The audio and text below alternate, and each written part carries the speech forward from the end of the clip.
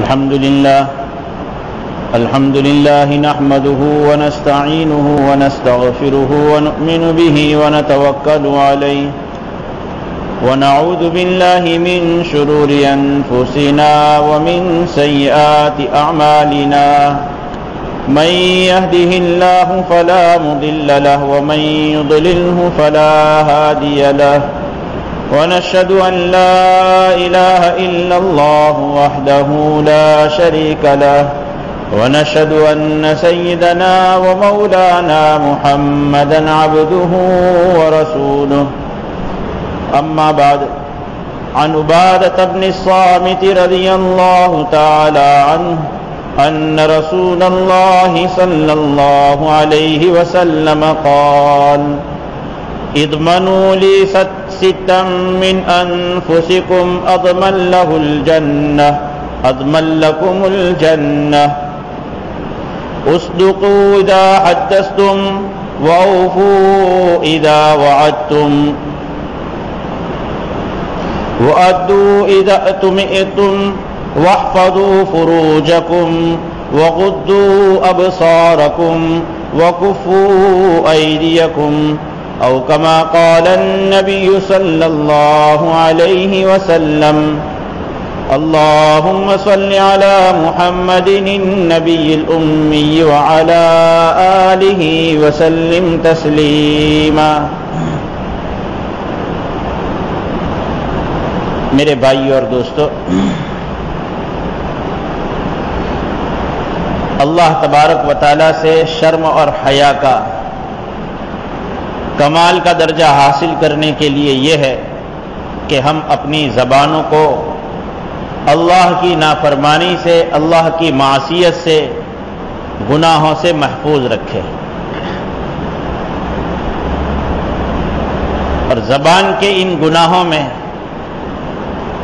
امام غزالی رحمۃ اللہ علیہ نے بیان فرمایا کہ 20 لائن کے بڑے بڑے گناہ ہیں، 20 لائنوں سے بڑے بڑے گناہ ہیں جن کا تعلق زبان سے ہے۔ ان میں سے ایک بڑا گناہ جھوٹ ہے۔ اسلام نے کسی درجے پر جھوٹ کو پسند نہیں کیا، بلکہ اللہ نے اپنے کلام پاک میں جھوٹے لوگوں پر لعنت فرمائی ہے، فنجعل لعنت اللہ علی الکاذبین۔ جھوٹے لوگوں پر ہم اللہ کی لعنت بھیجتے ہیں کہ ایک آدمی جس پر اللہ کی لعنت ہو، لعنت کا مطلب یہ ہو جاتا ہے کہ وہ اللہ کی رحمت سے اب دور ہے۔ جو بندہ بندی اللہ کی رحمت سے دور ہو جائے وہ دنیا میں پنپ نہیں سکتا اور آخرت میں کامیاب نہیں ہو سکتا۔ اس ناکامی کو لانے کا سبب اور اسباب کے ساتھ ایک سبب جھوٹ ہے۔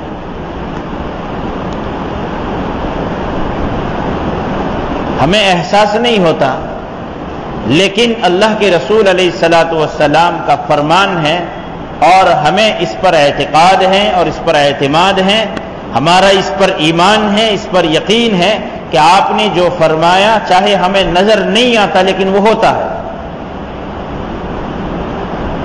اس لیے کہ ہمارا ایمان ہے۔ ہمارے اللہ تک پہنچنے کے لیے اللہ کے رسول صلی اللہ علیہ وسلم کی رسالت واسطہ ہے، آپ کی پیغامبری ہمارے لیے ذریعہ ہے۔ آپ کی ہدایات کے بغیر ہم اللہ کو پا نہیں سکتے۔ چاہے کوئی آسمانی کتاب اپنے پاس من وعن یعنی لفظ بلفظ جیسی اللہ کے رسول سے پہلے نبیوں کے پاس آسمانی کتابیں آئی تھی ویسی پوری پوری کسی کے پاس محفوظ ہو، اگرچہ نہیں ہے، لیکن پھر بھی وہ اللہ کے رسول علیہ الصلاۃ والسلام کی ہدایت اور آپ کی تعلیم کے بغیر اللہ کو پا نہیں سکتا۔ لو کان موسیٰ حیا، اگر موسیٰ زندہ ہوتے علیہ الصلاۃ والسلام، اللہ کے رسول علیہ الصلاۃ والسلام فرماتے ہیں ان کو بھی میری پیروی کے بغیر کوئی چارہ نہیں تھا۔ جب نبی کو یہ عہد لیا گیا ہے تو اوروں کی کیا بات ہے؟ اللہ کے رسول علیہ السلام پر ہمارا یہ اعتقاد ہے کہ آپ جو فرماتے ہیں سچ ہے، چاہے ہماری آنکھوں سے وہ چیز ہوتی ہمیں نظر نہ آتی ہو۔ آپ نے فرمایا، ترمذی شریف کی روایت ہے، اذا كذب العبد تباعد عنه الملك ميلا من نتن ما جاء به، او كما قال النبي صلی اللہ علیہ وسلم، کہ جب کوئی بندہ جھوٹ بولتا ہے تو فرشتہ اس جھوٹ کی بدبو کی وجہ سے میل دور چلا جاتا ہے۔ ہمیں چاہے فرشتے نظر نہیں آتے، لیکن ہمارا ایمان ہے کہ اللہ نے اس زمین پر فرشتوں کو رکھا ہے، اور جن 7 چیزوں پر ایمان لانا شرط ہے ان میں فرشتوں پر ایمان ہے۔ اللہ کے رسول علیہ السلام فرماتے ہیں جھوٹ بولنے کی نحوست یہ ہے فرشتے دور چلے جاتے ہیں۔ ہمیں چاہے محسوس نہیں ہوتا، لیکن ایک روحانی اور ایک معنوی بدبو پھیلتی ہے۔ ظاہری بدبو کے ساتھ میں ان جگہوں پر جہاں فرشتے رہتے ہیں آنے سے روکا ہے، کہ ایک آدمی مسجد میں آ رہا ہے اور اس نے پیاز اور لہسن کھایا ہے اور اس کے کچے ہونے کی بو منہ میں آ رہی ہے، منہ صاف کر کے مسواک کر کے خوشبو لگا کر آئے، اس لیے کہ اس سے فرشتوں کو تکلیف ہوتی ہے۔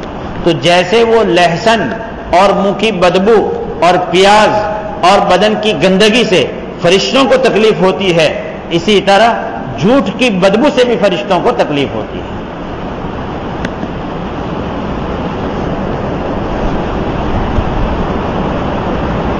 روایت میں ہے کہ اللہ کے رسول علیہ السلام دیکھ رہے ہیں اور ایک صحابیہ نے اپنے صاحبزادے کو بلایا، ہاں تعال اعطیک شیئا، آؤ ہم تمہیں کچھ دیتے ہیں۔ گھروں میں بچوں کو بلاتے ہیں، آپ علیہ السلام دیکھ رہے ہیں ایک چھوٹے سے صحابی کو ان کی والدہ محترمہ بلا رہی ہے، ہاں تعال اعطیک شیئا، آؤ آؤ ہم تمہیں کچھ دیں۔ بچے کو جب یہ کہا جاتا ہے مٹھی بند کر کے کہ آؤ بیٹا تمہیں کچھ دیں، تو جو بچہ آتا نہیں ہے وہ بھی چلتا ہو جاتا ہے کہ چلو کچھ ملے گا، چاکلیٹ مل جائے گی، کچھ پیسہ مل جائے گا، کچھ بسکٹ مل جائے گی۔ اس کے اپنے اپنے بچپنے کے تصورات ہوتے ہیں، فلاں چیز ملے گی فلاں چیز ملے گی۔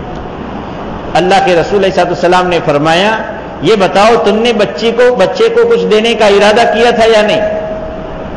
کہا کہ ہاں میں نے یہ نیت کی تھی، یہ بچہ آئے گا میں اس کو ایک کھجور اعطیہ تمرن، میں اس کو ایک کھجور دوں گی۔ آپ علیہ السلام نے فرمایا اگر تم کچھ دینے والی نہیں تھی اور اگر تم نے اس طرح اس کو کہا ہوتا آؤ ہم تمہیں کچھ دیتے ہیں، تمہارے اعمال نامے میں ایک جھوٹ لکھ دیا جاتا۔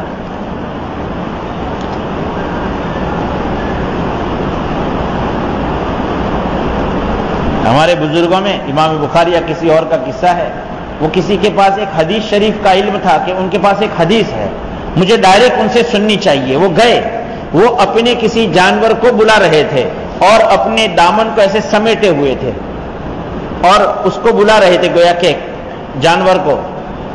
انہوں نے دیکھا کہ ان کی گود میں تو چارہ نہیں ہے اور اپنا گود کے اس کپڑے کو اکٹھا کر کے گویا کہ جانور کو بلا رہے ہیں۔ کہا کہ یہ جانور کو چارہ نہیں ہے اور اس طریقے سے کر رہے ہیں، پتہ نہیں کیا بھروسہ۔ اتنا احتیاط ہمارے بزرگوں نے برتا۔ تو بچوں کو ہم بلاتے ہیں، گھروں میں ایسے کتنے جھوٹ چلتے ہیں، مذاق میں بہت سے جھوٹ بولے جاتے ہیں، اور جب کوئی کہنے والا کہہ دیتا ہے تو کہتے ہیں تو مذاق کر رہا تھا میں۔ حدیث شریف صراحتاً ہے کہ ایک آدمی جھوٹ بولتا ہے بطور مذاق کرنے کے، وہ بھی اس کے اعمال نامے میں لکھ دیا جاتا ہے۔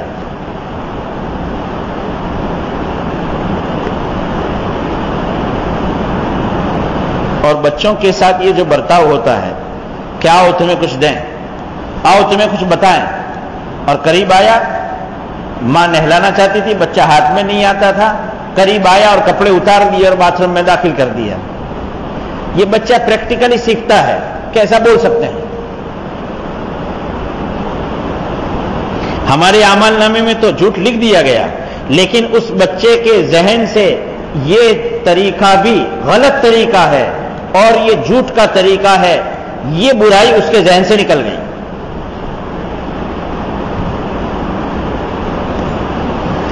غرض یہ کہ ہر سطح پر، ہر لیول پر، ہر درجے میں جہاں بھی ہم اپنی زبان سے کوئی بات بولتے ہیں وہاں دونوں طریقے رائج ہیں، سچ کا بھی راستہ ہے، جھوٹ کا بھی راستہ ہے۔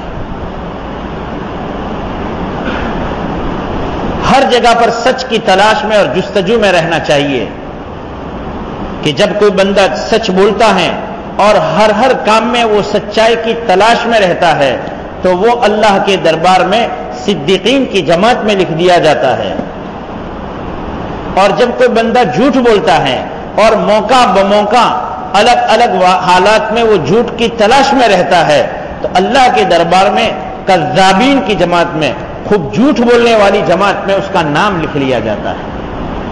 ایک اور حدیث میں اللہ کے رسول صلی اللہ علیہ وسلم نے فرمایا، سچ بولنا آدمی کو نیکی کی طرف لے چلتا ہے اور نیکی انسان کو جنت پر لے چلتی ہے، جھوٹ بولنا اس کو فجور کی طرف، نافرمانی کی طرف لے چلتا ہے اور نافرمانی اس کو جہنم میں لے جاتی ہے۔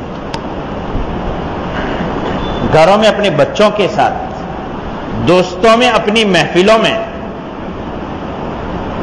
اور لوگوں کے ساتھ معاملات کرنے میں، لین دین کرنے میں، ہر لیول پر ہمیں سچ کر اختیار کرنے کا حکم ہے، اور ہر درجے میں اور ہر لیول پر، ہر موقع پر جھوٹ سے بچنے کا ہمیں حکم ہے۔ ایک حدیث شریف میں اللہ کے رسول صلی اللہ علیہ وسلم نے فرمایا، التجار هم الفساق هم الفجار، تاجر اور بیپاری اور لین دین کرنے والے سب فاجر لوگ ہیں۔ صحابہ نے عرض کیا، یا رسول اللہ، کیا لین دین کو اللہ نے حلال نہیں کیا کہ لین دین کرو؟ اور دنیا میں کوئی بندہ ایسا نہیں ہے کہ جس کو لین دین کی ضرورت نہ پڑتی ہو۔ کوئی بڑا بیپاری بن کر کے کاروبار کرتا ہے تو کوئی آدمی اپنی روزمرہ کی چیزوں کی کسی دکان سے، کسی لاری سے، کسی بازار سے، کسی مول سے خریدے بغیر کسی کو چھٹکا ہے ہی نہیں۔ ایسا تو ہے ہی نہیں کہ کسی آدمی کی زندگی گزارنے کی ساری چیزیں اس کے گھر میں ہی موجود ہو۔ صحابہ نے عرض کیا، رسول اللہ، اللہ نے لین دین کو حلال نہیں کیا؟ آپ نے فرمایا، لین دین کو حلال کیا ہے، لیکن تجار وہ اپنی زبان پر جھوٹ بولتے ہیں اور جھوٹ بول کر کے، جھوٹی قسمیں کھا کر کے سامان کو فروخت کر دیتے ہیں، یہ فجار ہے۔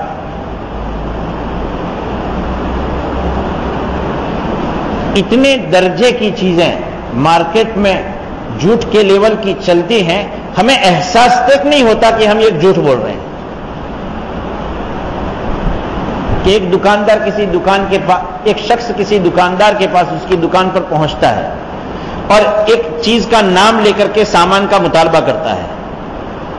ایک جھوٹ یہ ہے کہ وہ گاہک دکاندار سے بھاؤ اتارنے کی بات کرتا ہے تو دکاندار کبھی کیا کہہ دیتا ہے، جتنے میں وہ گاہک نے بھاؤ کہہ دیا، تو ایسا بہت ہوتا ہے کہ وہ جس بھاؤ کی بات کرتا ہے یقیناً اس دکاندار کو اس سے سستے میں پڑی ہے، لیکن وہ دکاندار کیا کہہ دیتا ہے، اتنے میں تو مجھے پڑی بھی نہیں۔ اب یہ ایک جھوٹ شروع ہو گیا۔ کبھی ایسا کہہ دیتا ہے کہ وہ گاہک کسی سامان کا اور کسی کمپنی کا نام لے کر کے کہتا ہے کہ فلاں کمپنی کی چیز چاہیے۔ اب اس دکاندار کے پاس وہ سامان ہے لیکن کمپنی ڈیفرنس، کمپنی الگ ہے، وہ چاہتا ہے کہ اسی کو میں پکڑوا دوں، تو یہ کیا کہہ دیتا ہے، اس کمپنی کی چیز مارکیٹ میں بند ہے، اس کے یہاں نہیں ہے، دوسرے کے یہاں ہے، اسے معلوم ہے، لیکن یہ کمپنی چلتی ہے آج کل، تاکہ وہ اس کو دیکھے اور لے جائے۔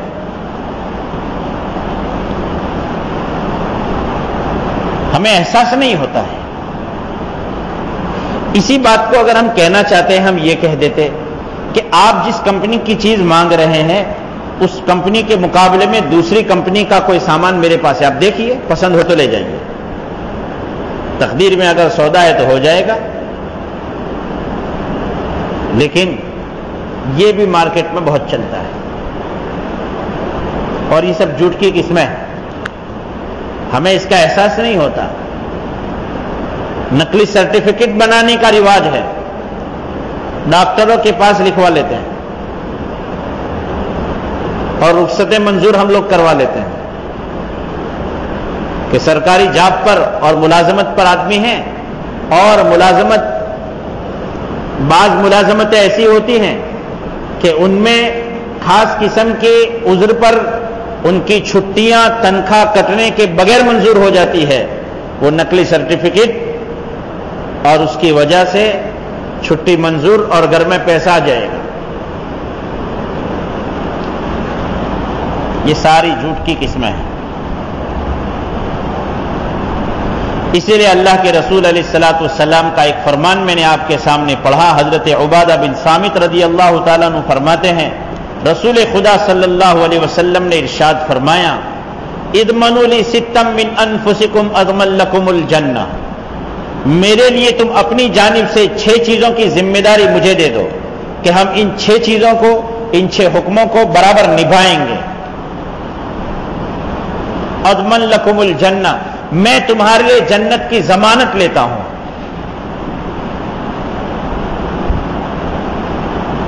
آپ علیہ الصلوۃ والسلام نے 6 کام کرنے پر جنت کی ضمانت لی ہے۔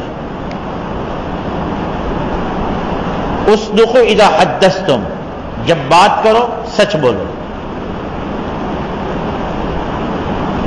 جب بات کرو تب سچ بولو، جھوٹ اپنی زبان پر نہ ہو۔ یہ ہم مسلمانوں کا شیوا نہیں ہو سکتا ہے کسی اور کا ہو، لیکن مسلمان یعنی سچا،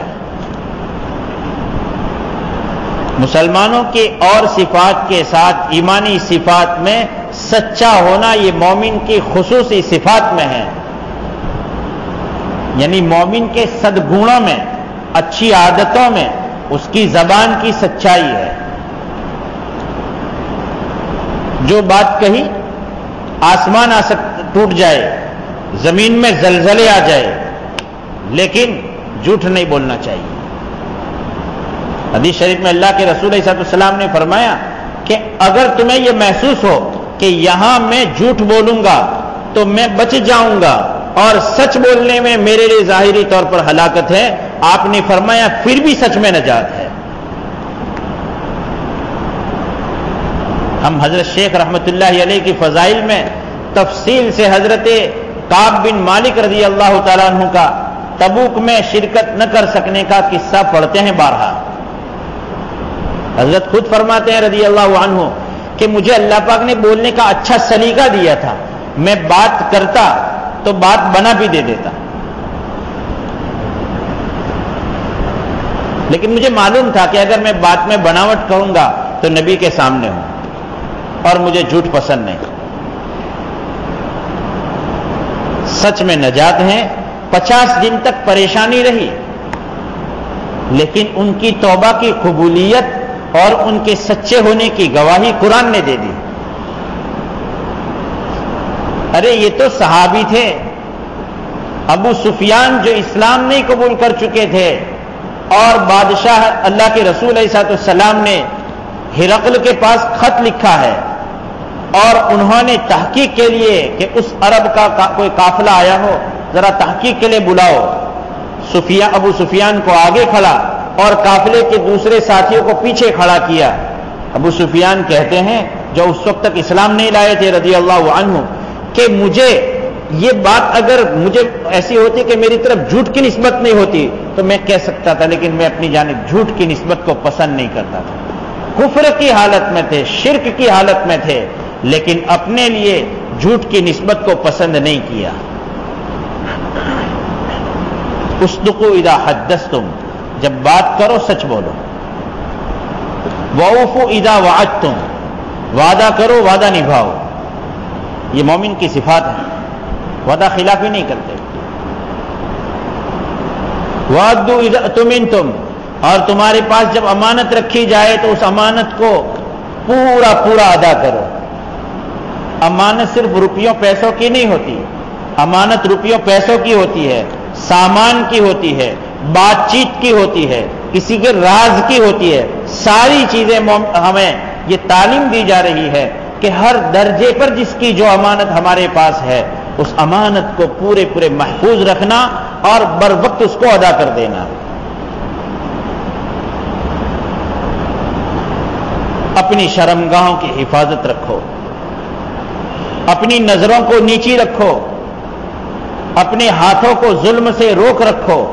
یہ 6 کام ہیں، اللہ کے رسول علیہ الصلوۃ والسلام فرماتے ہیں ان 6 کاموں کو نبھاؤ، ہم تمہارے لیے جنت کے ضامن۔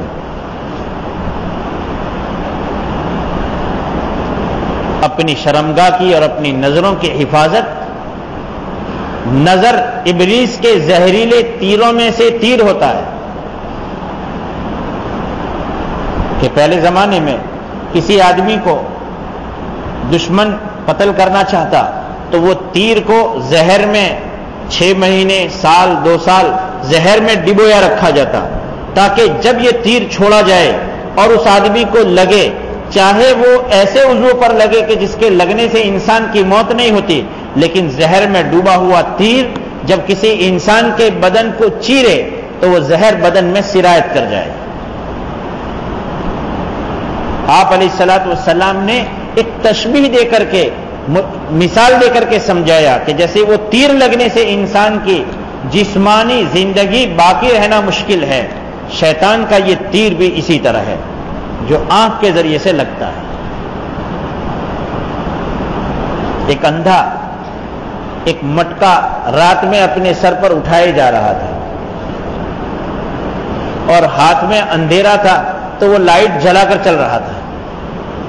لوگوں کو حیرت ہوئی کہ بھائی تمہیں دکھتا نہیں ہے، تمہیں چلنا ہی اندازے سے ہے، کیا ضرورت تھی کہ تم اپنے ہاتھ میں لائٹ جلائے چل رہے ہو؟ کہ بات تو صحیح ہے، میں دیکھتا نہیں ہوں لیکن لائٹ اس لیے جلاتا ہوں کہ میں تو چلوں گا اپنے طور پر، اور بغیر لائٹ کے چلوں گا تو کوئی مجھے ٹکرا جائے گا اور میرا گلا ٹوٹ جائے گا۔ یہ لائٹ اس لیے جلاتا ہوں کہ میرا گلا دیکھنے والوں سے محفوظ رہے۔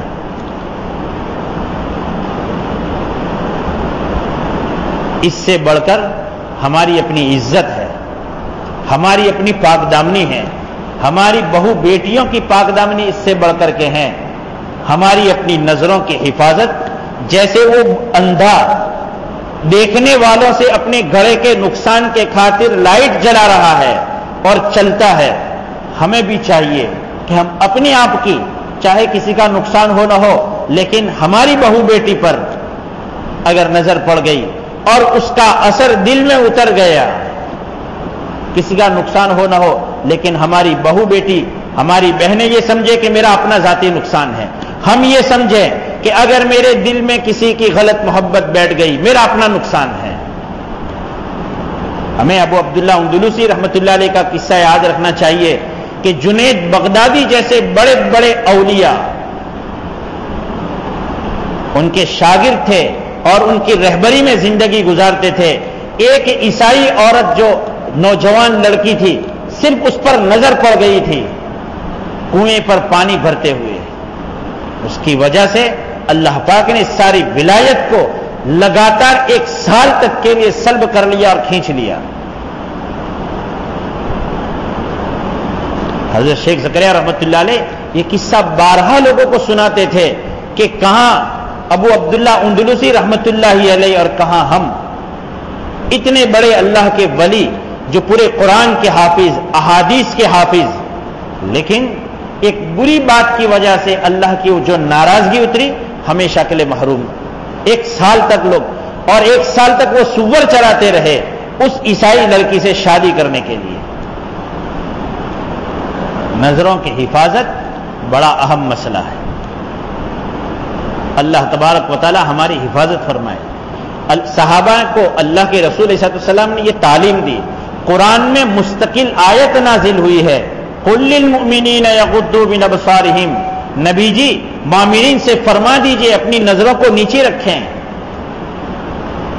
ہمارے معاشرے میں یہ ہمیں عملی طور پر عام کرنے کی چیز ہے کہ ہمارا نوجوان چل رہا ہو اس کی نظر نیچی ہو،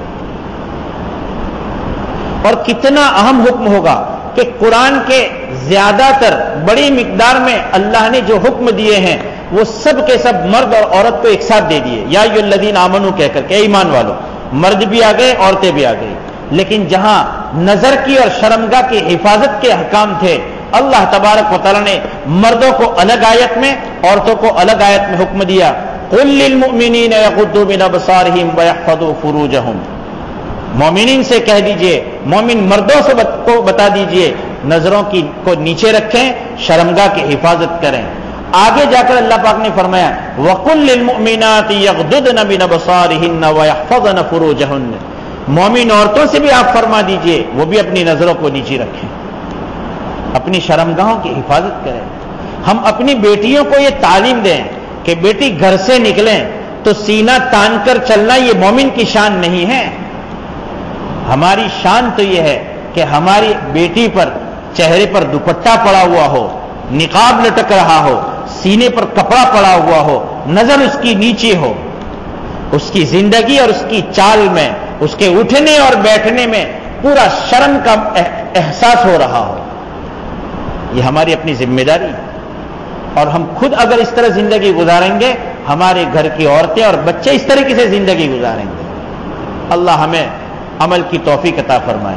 ایک دو باتیں آخر میں اس موضوع سے ہٹ کر، کہ ایک بات تو یہ ہے کہ ہم پچھلے 15 دن پر حضرت مفتی احمد صاحب خانپوری دامت برکاتہم نے جامعہ ڈابیل میں ایک اہم سیمینار تھا جس میں کئی علمی بحثیں تھیں، اس میں حضرت نے اپنے ذاتی شوق سے ایک عنوان رکھایا تھا کہ قرآن کریم کی تعلیم اور قرآن کے معانی اور مطالب کو امت میں عام کرنے کے لیے ایک مجلس رکھوائی تھی۔ حضرت شیخ الہند رحمۃ اللہ علیہ مالٹا کی جیل سے انگریزوں نے جو انہیں پکڑ رکھا تھا اس وقت چھوڑا جبکہ انگریزوں کو یہ محسوس ہوا کہ اب یہ وفات پا جائیں گے، اور اگر یہ مالٹا میں وفات پا گئے تو ہندوستان میں بغاوت ہو جائے گی، کہ بس اب زندگی کے آخری کچھ دن باقی ہیں، ہندوستان بھیج دیے۔ حضرت دیوبند تشریف لائے، علامہ شبیر احمد عثمانی اور مفتی شفیع صاحب اور بڑے بڑے علماء موجود ہیں۔ آپ نے فرمایا کہ مالٹا کی جیل میں رہتے ہوئے میں نے مسلمانوں کی زوال اور پستی کے وجوہات اور اسباب پر غور کیا کہ مسلمانوں میں پستی جو آ رہی ہے، ذلتی جو آ رہی ہے، بے عزتی جو بڑھ رہی ہے، اس کے کارن کیا ہے، اسباب یعنی میں نے غور کیا، مجھے معلوم ہوا کہ دو چیزیں ایسی ہے کہ امت کو اس کی فکر کرنے کی ضرورت ہے۔ پہلی بات یہ کہ امت کو قرآن سے جوڑنے کی ضرورت ہے، اور خود حضرت نے دیوبند میں اتنے بڑے بڑے علماء تھے، آپ نے خود درس قرآن شروع فرمایا تھا۔ بڑے تعجب کی بات تھی کہ مفتی صاحب نے پورے مجمع میں جو تقریباً 700 کے قریب علماء موجود تھے، طلبہ چھوڑ دیجئے، اتنے علماء موجود تھے، ان کی موجودگی میں مفتی صاحب نے ان سب علماء سے یہ فرمایا کہ اس بات پر وعدہ کرو کہ آپ اپنے اپنے علاقوں میں جا کر کے درس قرآن شروع کریں گے۔ حالانکہ وعدہ لینا کسی سے بڑی مشکل بات ہے، لیکن مفتی صاحب یہ سب چیزیں بات سمجھتے ہیں، اس کے باوجود بھی اس پر تاکید کی کہ آپ لوگ وعدہ کرو اور ہاتھ اٹھاؤ۔ قرآن کریم اس فتنے کے زمانے میں لوگوں کی اصلاح کے لیے ڈائریکٹ قرآن جتنا اثر کرتا ہے اتنا کوئی چیز نہیں ہے، اس لیے درس قرآن سے جڑے رہیں، قرآن کی تعلیم سے جڑے رہیں۔ اس کے لیے اب تک تو میں آتا تھا لیکن میں نے کبھی نہیں کہا، لیکن مجھے اپنے ساتھ جوڑنا نہیں، مجھے قرآن سے جوڑنا ہے۔ اتوار کو ہمارے یہاں عصر بعد 20 منٹ 15 منٹ ہم درس قرآن پیش کرتے ہیں، گھر میں عورتیں تو سنتی ہے، اور میں تعجب کی بات آپ کو کہوں، ہمارے بہت سے دوست احباب کے ذریعے سے عورتیں ایسی کہلواتی ہیں کہ وہ درس قرآن جاری رکھا جائے، لیکن میں دیکھتا ہوں کہ یہاں عموماً 2 صف عصر میں ہوتی ہیں، اس میں سے 15 آدمی بیٹھتے ہیں۔ ایک دن اگر ہفتے میں ہم 20 منٹ نہیں فارغ کر سکتے، کیسے ہم قرآن سے جڑے رہیں گے؟ بلکہ گھر میں بھی مائک ہے تو میں یہی کہوں گا کہ ہماری ماں بہنیں اپنے مردوں کی پکڑ کریں کہ تم درس قرآن میں بیٹھتے ہو کہ نہیں. ایک بات. دوسری بات جو مجھے کہنی تھی کہ قربانی کے دن قریب آ رہے ہیں. بہت سے احباب پر قربانی واجب ہوتی ہے. جس شخص کے پاس 612 گرام چاندی، 360 ملی گرام چاندی ہو اتنی، یا اس چاندی کے برابر کا اس کے پاس پیسہ ہو، یا کچھ سونا اور کچھ پیسہ اتنی چاندی کے برابر کی قیمت کا ہو، یا کچھ سونا اور گھر میں ضرورت سے زیادہ کے کچھ سامان. کیا مطلب سامان؟ کہ سردیوں میں، گرمیوں میں اور بارش کے زمانے میں پہننے کے جو کپڑے ہیں، اور شریعت کی نظر میں کپڑے 3 جوڑ ہیں. بارش کے زمانے کا چھاتا یا رین کوٹ، سردیوں کے زمانے کا سویٹر. یہ چیزیں چھوڑ کر کے جتنے کپڑے زائد ہم رکھتے ہیں 10 جوڑ 20 جوڑ، وہ 3 سے اوپر کے جو کپڑے ہیں وہ کپڑے، اور گھر میں میرے پاس موجود میرا اپنا سونا، یہ دونوں مل کر کے بھی اگر 612 گرام چاندی کی قیمت کے برابر ہو گیا، مجھ پر قربانی کرنا واجب ہے. اور اس قربانی کی ادائیگی کے لیے افضل طریقہ تو یہ ہے ہم اپنے جانور کو خود ذبح کریں. ذبح نہیں کر سکتے، ذبح کرنا اچھی طرح نہیں جانتے، اپنی قربانی کے وقت پر حاضر رہیں. یا فاطمۃ قومی فاشہدی اضحیتک فإنہ یغفر لک بأول قطرۃ قطرت من دمہا. او فاطمہ اپنی قربانی کے پاس کھڑی رہو. آپ علیہ السلام اپنی صاحبزادی کی خود فرما رہے ہیں. اور اپنی قربانی کے ہونے کے وقت میں تم حاضر رہو، پہلا قطرہ گرنے کے وقت میں تمہاری مغفرت کر دی جاتی ہے. آج سے 15 سال سے اوپر جب یہ شروع ہوا تھا کہ قربانیوں کے چندے اور دور دراز لے کر کے لوگ کر رہے ہیں. میں بہت چھوٹا آدمی ہوں، لیکن اس وقت میں نے کہا تھا ایک وقت وہ آئے گا کہ بھروچ ضلع میں قربانی نہیں ہوگی. اور قربانی ہو نہ ہو ہم کہیں اور کروا دیں، اس کے پیچھے ہمارے جذبے کیا ہیں اللہ معاف فرمائے ہمیں. کسی کے دل پر اور کسی کی نیت پر اعتراض کرنے کا ہم کو اور کسی کو حق نہیں ہے، لیکن عموماً لوگ معلوم کرتے ہیں کہ کہاں سستا ہے.